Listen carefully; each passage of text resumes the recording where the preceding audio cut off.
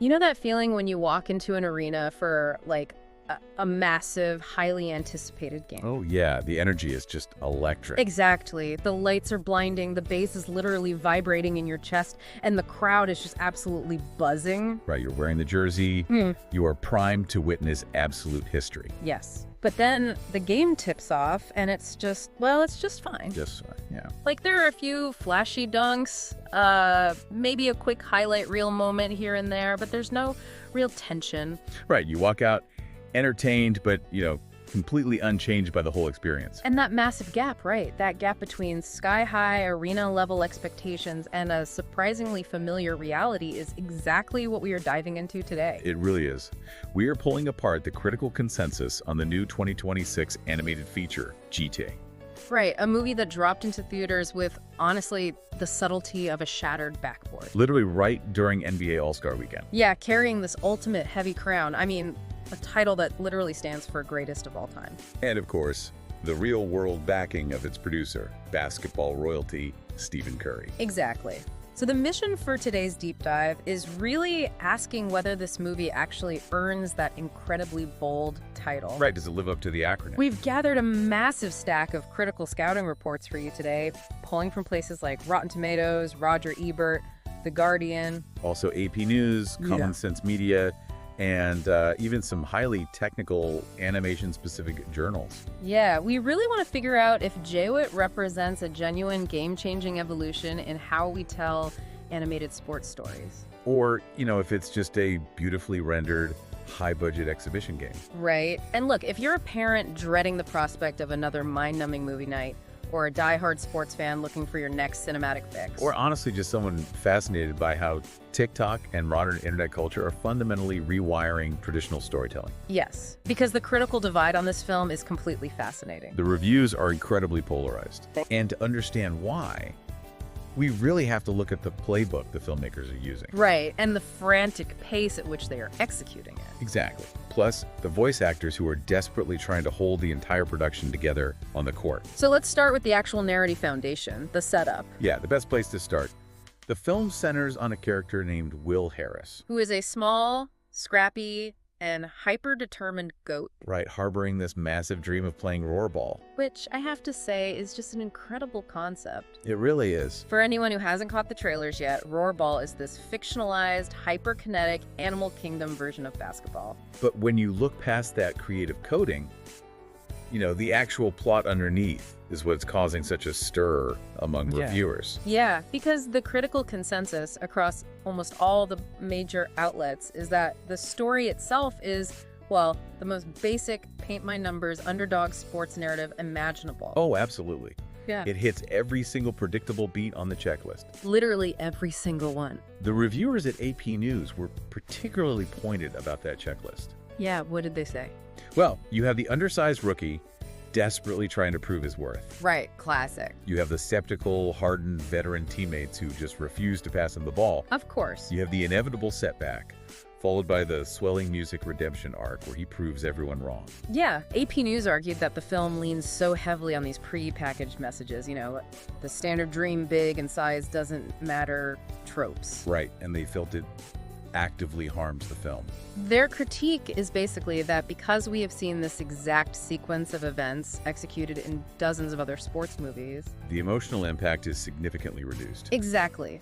From the opening tip-off, the audience knows exactly what the final score is going to be. They do.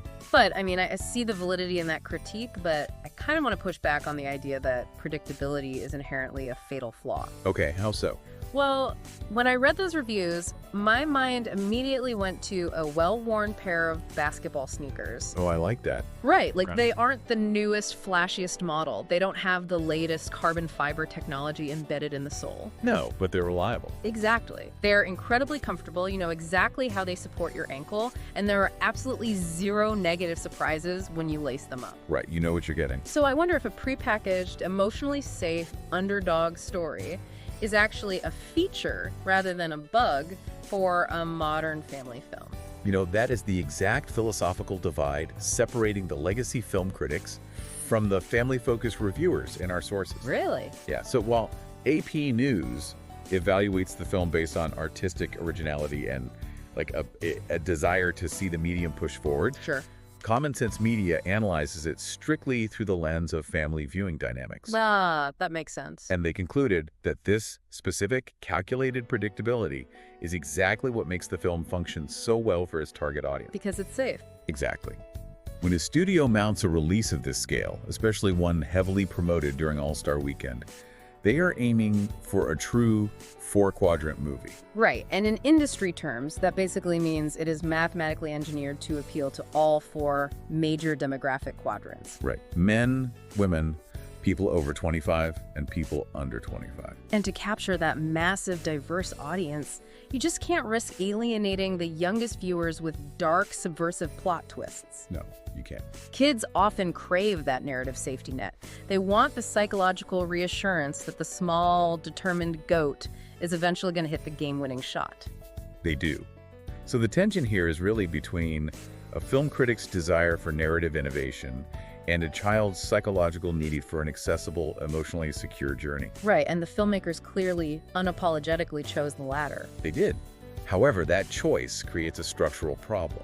How so? Well, if your narrative is functionally identical to those comfortable, familiar old sneakers, you still have to justify the price of a theater ticket. Oh. You have to give the audience a reason to actually look at the screen. So to compensate for the incredibly safe script, the directors chose to turn the visual volume and the kinetic energy up to an absolute maximum. Exactly. Which brings us to the visual spectacle of roarball.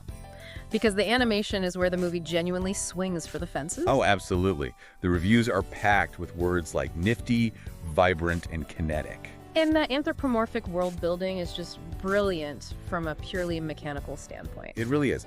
They took the actual physics of basketball and mapped them onto animal biology. Yes. Like you have a massive rhino who completely dominates the paint. Which makes perfect sense. Right, because no one is moving a rhino out of the post. It's brilliant. No way.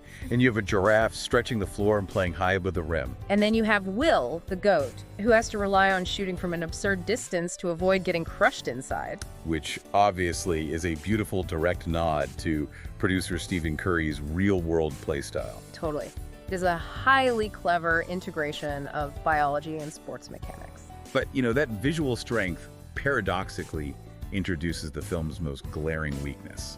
The pacing. Yes.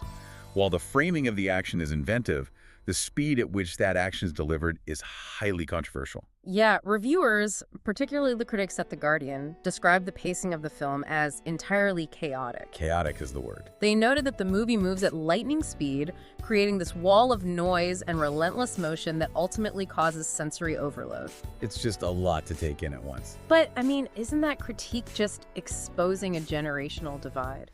How do you mean?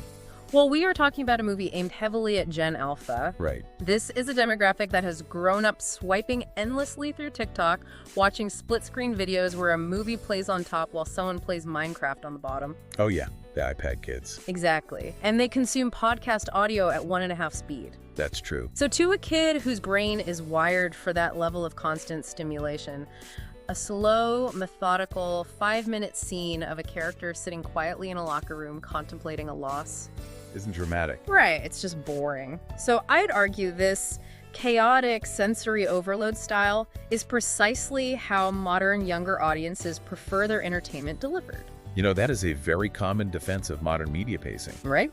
But the technical analysis from the animation journals we reviewed frames it quite differently. Really? What do they say?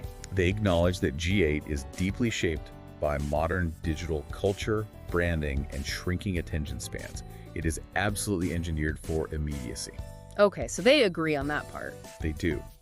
However, they argue that while the intake of visual information has sped up for younger generations, the human requirement for emotional empathy hasn't changed. Oh, wow. That's a great point. Isn't it? To illustrate this, one of the reviews uses a brilliant analytical analogy. Let's hear it. They describe the film's pacing as being like a flashy fast break. Oh, I love that. Because in basketball, the fast break is the most thrilling play in the game. It really is. It's high speed, it gets the crowd immediately on their feet, and it provides instant gratification. It does. But you cannot play a full 48-minute game relying exclusively on the fast break. Yeah, you'd exhaust yourself. Exactly. If a team never slows down to set up a half-court offense, if they never pause to execute a complex multi-step play, they lose their longevity and depth. That makes so much sense. Right. The animation journals point out that Jote applies this fast break mentality to its emotional beats. So it just rushes past everything. Think about the fundamental rhythm of a truly great sports movie. The moments that stick with you for years aren't usually the victories. No, they're the moments of crushing failure. Exactly. It's the deep self-doubt, the quiet realization of a flaw that needs to be overcome. And because the film rushes past these quiet moments in favor of the next visual spectacle, the triumphs end up feeling weightless. Yes. The movie is exciting in the moment, but it rarely pauses long enough to build something lasting. If you don't force the audience to sit in the uncomfortable pain of a missed shot, the game-winning buzzer beater doesn't give you goosebumps. Exactly. It just feels like another bucket on the stat sheet. That makes complete sense. So if the plot is a highly predictable playbook, and the animation is a chaotic fast break that constantly outruns its own emotional depth, Right. what is keeping this movie from completely derailing? Because people generally like it. They do. The burden of making the audience actually care has to fall somewhere. It does. And based on the sources, it seems like the entire weight of the film's emotional resonance is being carried by the voice cast. Oh, without a doubt. The voice cast is universally highlighted as the film's absolute saving grace. Yeah, Caleb McLaughlin, who voices Will Harris, is credited by almost every reviewer with anchoring the story. He really holds it together.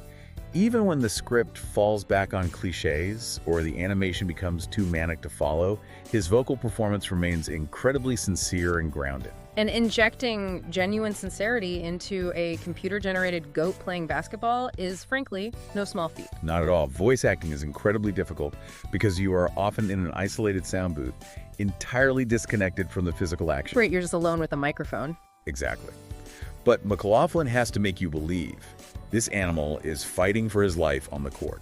And then you have Gabrielle Union, who brings some serious emotional texture and gravitas to the world. She voices Jet, a veteran panther. Her performance provides a crucial sense of history and weight that the hyper-fast animation lacks. Yeah, she really grounds the frantic energy of the younger characters. She does. And alongside her, you have supporting actors like Patton Oswalt and Nick Kroll. Right. According to critics like Roger Ebert, their roles were actually quite thinly written on the page, essentially serving as generic comic relief. Sure, just the goofy sidekicks. Exactly.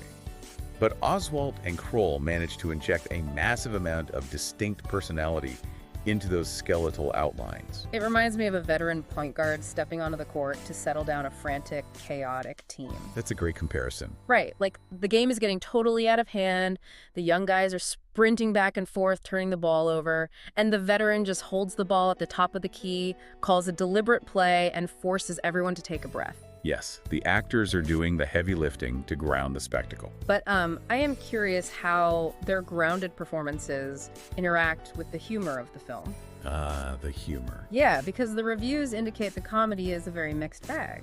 It really is. The comedy is where the film's desire to be timeless clashes violently with its desperation to be culturally relevant. Oh, that's never a good mix. No. On one hand, the movie relies heavily on animal-based visual gags. Okay, like physical comedy. Right. Reviewers compared this favorably to the physical comedy in movies like Zootopia or Sing. Oh, I love those. Me too. Yeah. Where the humor stems naturally from the biology of the characters, like a turtle failing to run a fast break. Right, that works perfectly. Those jokes land really well. But the script struggles immensely when it attempts to incorporate modern internet culture. Oh, let me guess.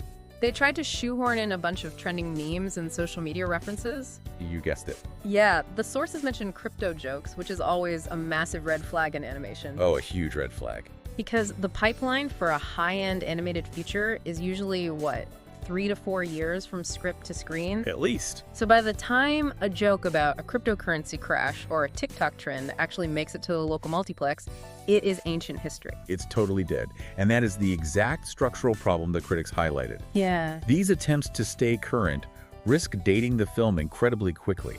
It creates a highly jarring viewing experience. I can imagine. In one scene, you have the characters exploring timeless, universal themes about community pride and the importance of rallying behind your local support systems. Beautiful. And then in the very next scene, you are hit with a deeply dated joke about a meme coin. Oh, that's painful. It really takes you out of it. So if the script is relying on juvenile animal gags and cringy, expired crypto jokes, How do performances from actors like McLaughlin and Union manage to salvage the core message? That's the real magic here. Because despite all these flaws, the sources do concede that the film successfully delivers a heartwarming message about community.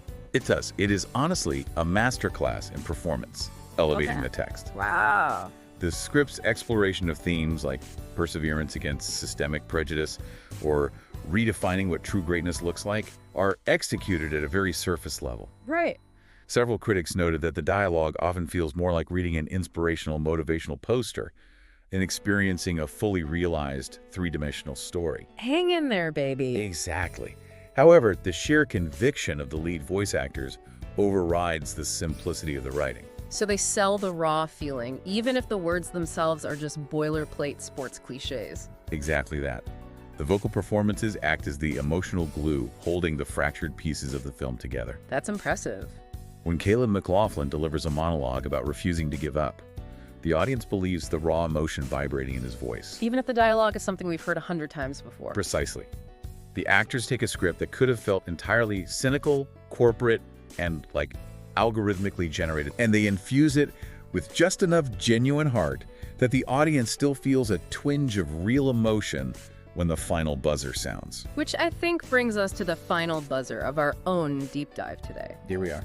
Synthesizing the aggregate scores across all these critical platforms, the consensus verdict lands at a solid 6.5 to 7 out of 10. Yeah, a respectable score. UA is a high-energy, visually dazzling, and completely emotionally safe animated movie. It doesn't attempt to reinvent the game, but it executes its specific, predetermined playbook very well. Exactly. If you are a family looking for a fun, harmless afternoon out, or a young sports fan who just wants to see a rhino shatter a backboard, it is a very solid pitch. You will be. But if you are a film buff looking for deep storytelling, groundbreaking originality, or the next emotionally devastating animated masterpiece, you can comfortably sit this exhibition game out. I completely agree. But, looking beyond just this single film, the critical reaction to Goel leaves us with a highly provocative question about the future of cinema. Oh, what's that? We've discussed how deeply this movie is shaped by modern digital culture, right? Yeah.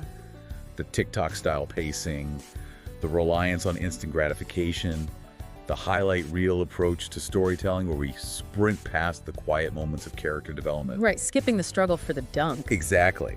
If our blockbuster films are increasingly engineered to mimic the relentless stimulation of a social media feed, prioritizing immediate visual spectacle over quiet emotional depth, Wow. Yeah. what happens to the concept of a timeless classic? Oh, that's a brilliant point.